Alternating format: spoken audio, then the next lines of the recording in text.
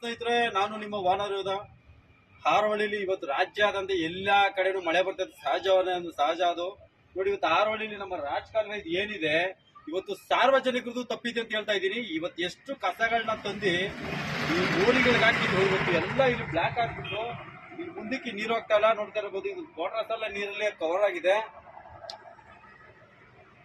ನೀರೆಲ್ಲ ಕವರ್ ಆಗಿದೆ. ಇಲ್ಲಿ ಹಾರೋಹಳ್ಳಿಲಿ ಯಾವ ರೀತಿ ಪರಿಸ್ಥಿತಿ ಅಂದ್ರೆ, ಪಟ್ಟಣ ಪಂಚಾಯತ್ ಅಧಿಕಾರಿಗಳು ಸತತವಾಗಿ ಒಂದು ವಾರದಿಂದ ಮಳೆ ಹುಯ್ತಾ ಇದ್ರು ಕೂಡ ಈ ಜಾಗಗಳಿಗೆ ಬಂದು ತ್ಯಾಜ್ಯನೆಲ್ಲ ತೆಗೆಸಿ ಸರಾಗವಾಗಿ ನೀರು ಹರಿಯುವಂತ ಕೆಲಸ ಮಾಡ್ತಾ ಇಲ್ಲ.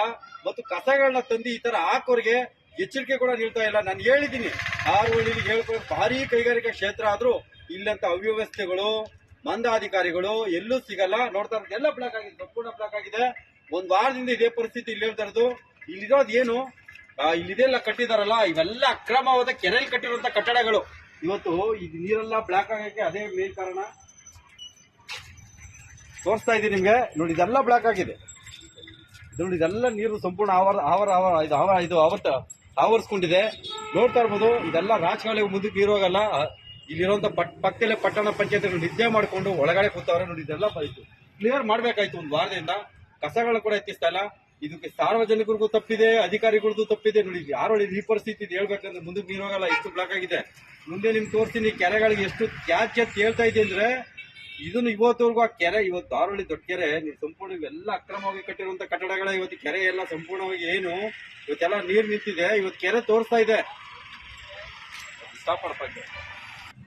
ನೋಡ್ತಾ ಇರ್ಬೋದು, ಹಾರೋಹಳ್ಳಿ ದೊಡ್ಡ ಕೆರೆ ಇವತ್ತು 106 ಎಕರೆ ದೊಡ್ಡ ಕೆರೆ ಕೂಡ ಆಲ್ಮೋಸ್ಟ್ ಸಂಪೂರ್ಣ ಎಲ್ಲ ಒತ್ತುವರಿ ಆಗ್ಬಿಟ್ಟು ಕೆರೆ ನೀರು ಎಲ್ಲೂ ಮುಂದಕ್ಕೆ ಹೋಗ್ತೀರಾ ಇಲ್ಲಂದ್ರೆ ಇದೆಲ್ಲ ಅಂಗಡಿಗಳಿಗೆಲ್ಲ ಏನ್ ಕಟ್ಟಿದಾರಲ್ಲ ಸ್ನೇಹಿತರೆ, ಇದೆಲ್ಲ ಕಟ್ಟಿದಾರಲ್ಲ, ಇದೆಲ್ಲ ಕೆರೆ ಜಾಗದಲ್ಲಿ ಕಟ್ಟಿರುವಂತ ಸರ್ಕಾರಿ ಮಳಿಗೆಗಳು.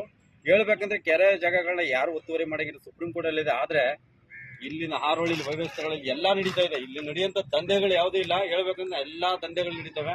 ನೋಡ್ತಾ ಇರ್ಬೋದು, ಎಷ್ಟು ಕಸಗಳು ನೋಡ್ತಾರೆ, ಕಸಗಳು ಇಷ್ಟು ಹಾಕಿದ್ದಾರೆ. ಇರುವಂತ ಪಟ್ಟಣ ಪಂಚಾಯತ್ ಅಧಿಕಾರಿಗಳಾಗಿರ್ಬೋದು,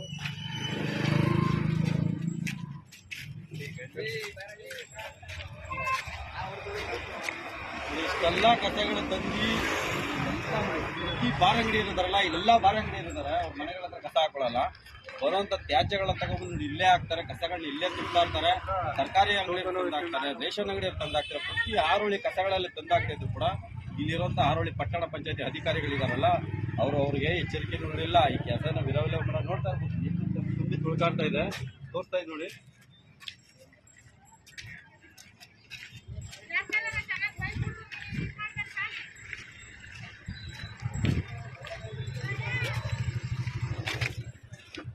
ನೋಡಿ ಸ್ನೇಹಿತರೆ, ತೋರಿಸ್ತಾ ಇದ್ದೀನಿ ಎಷ್ಟು ಕಸದಿಂದ ಈ ಕೆರೆ ತುಂಬಿ ತ್ಯಾಜ್ಯದಿಂದ ತುಳ್ಕಾಡ್ತಾ ಇದೆ.